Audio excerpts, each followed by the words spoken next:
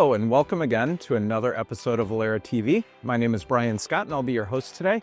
As we look at the marketplace, contact centers and how we interact with members when they call in is one of the most important experiences they have. And today I'm joined by Rini Fredette, who's our Senior Vice President of our contact centers. Rini, welcome. Hi, Brian. Thanks for having me. Yeah, it's great to have you here. So technology in the contact centers, it's changed and morphed dramatically, especially in the last couple of years. It has. Talk a little bit about that. Yeah, I think, technology has been a huge impact through COVID, obviously. And I think with the contact center in particular has been especially impacted by technology. We've done a ton of investment on the Velera side in the contact center space. A couple of things, for example, we are working with Pin Drop Passport. So we've had Pin Drop in the background, looking at anti-fraud for many years now, and it's been very, very successful. We're going to level that playing field up even more, and we're moving into Pin Drop Passport, which has voice biometric authentication, which I think is really important in the experience for the member. It'll help reduce a lot of friction in the authentication process and weed out even more of those bad fraudsters that we all want to get rid of. So voice authentication, tell me, like, it's going to recognize my voice and I don't have to answer 20 questions to identify who I am? Is that? Yeah, it is passive, so you don't have to say, my voice is my password or have any special code word. You just talk normally. And they even have made a ton of new capabilities in identifying a person the first time. Oh. So they can actually identify and validate someone really, really quickly, which we're very anxious to see. We piloted it. It worked really well.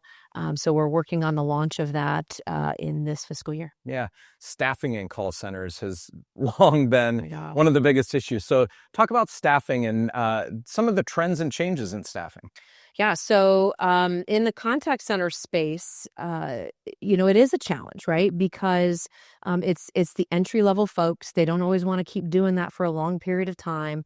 So oftentimes there can be turnover and things of that nature, whether they're promoting into other areas of the organization or they're moving outside the organizations.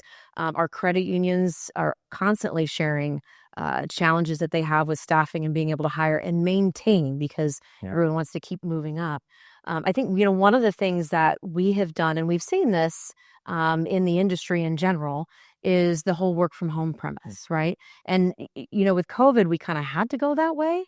And over the years, we've really fine-tuned it and have made it a very, very successful platform for us with this work from home model. And what it does, though, is not just allow somebody to work from home. We are now able to get top talent, not just from the specific locations that we have a physical presence in, but also from all around the United States. So just imagine the talent pool, right? And in a contact center world, especially, where you have a large shop like we would have, you can't have a long footprint in the same spot. You start to kind of tap out the market and then you have to go find another place. So with this ability to now hire US-wide top talent and not restricted is so amazing. And then the other opportunity that we found is because of the engagement practices that we do, we've found that our agents are actually more engaged now than they were when they were on site. Wow. They feel more supported, believe it or not, which sounds strange, but it's true. And they feel like they have a much better work-life balance. They're able to really balance out being able to go pick up their kids during their lunch break potentially because they're close as opposed to being potentially an hour away from the office. So it's been an amazing opportunity for our team and something that we've seen in the industry in general. Talk about the security working from home. Is that a concern? People have their laptops, card numbers, member information at their fingertips at home. Is that a concern? So it's always a concern for everybody, right? And we've done a lot of things to help thwart some of that risk. We mask things in our systems. So agents, although they get a card number, it's not necessarily displayed in the system for them.